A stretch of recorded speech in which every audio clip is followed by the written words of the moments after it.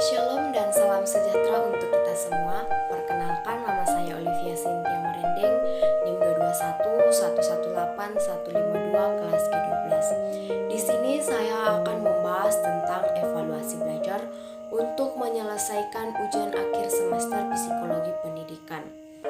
Sebelum itu, kita harus mengetahui apa itu evaluasi belajar.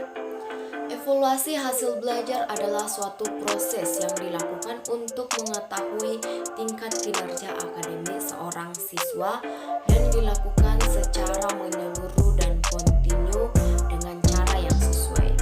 Jadi bisa dikatakan evaluasi pembelajaran merupakan evaluasi yang mencakup kegiatan pengukuran dan penilaian.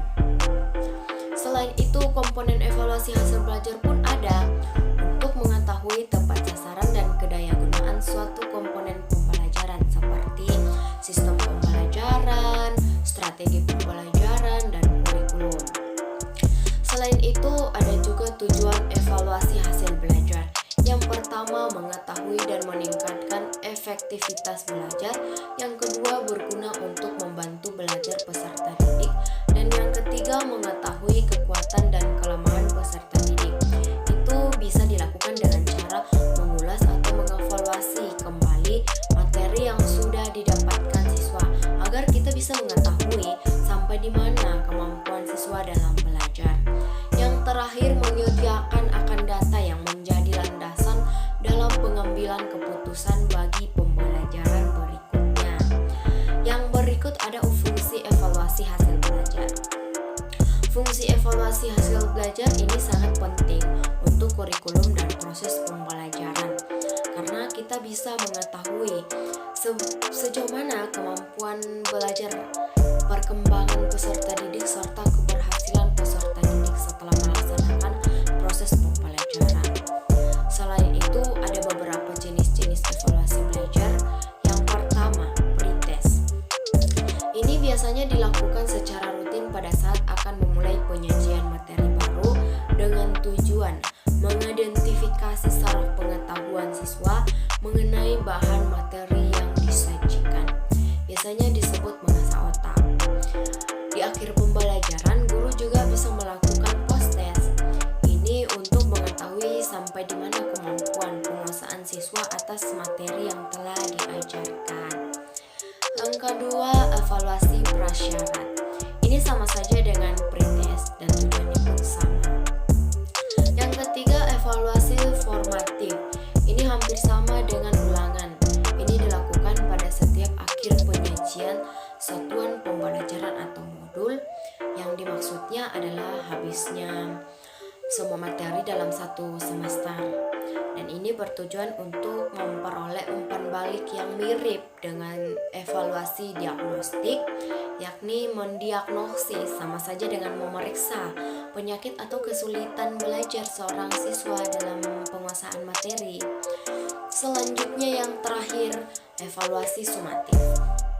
Ini sama dengan ulangan umum yang dilakukan untuk mengukur kinerja akademik siswa pada akhir periode pengajaran yang biasanya disebut semester atau akhir tahun ajaran. Ini sama saja dengan ujian akhir nasional atau ujian nasional. Selain jenis-jenis, ada juga 5 prinsip evaluasi dan biasanya menjadi pegangan guru-guru. Yang pertama, kontinuitas. Yang kedua, komprehensif. Yang ketiga, kooperatif. Yang keempat, objektif. Dan yang kelima, praktis.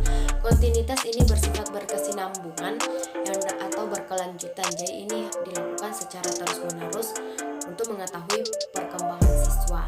Komprehensif ini menyangkut dengan penilaian, misalnya guru melihat aspek kepribadian siswa mulai dari pengetahuannya, keterampilan siswanya, sikap siswanya seperti apa, dan juga nilainya.